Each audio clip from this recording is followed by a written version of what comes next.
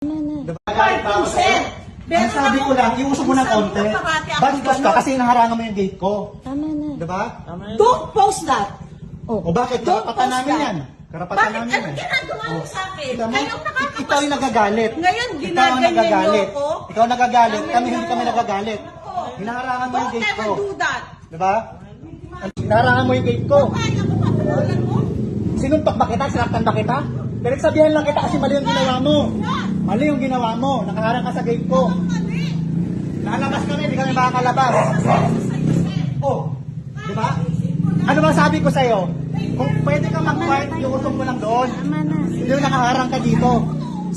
Double parking tayo. Double parking o konting lang iusok mo. Bulag ka ba? Ito, gate ko to, nakaharap. Oh.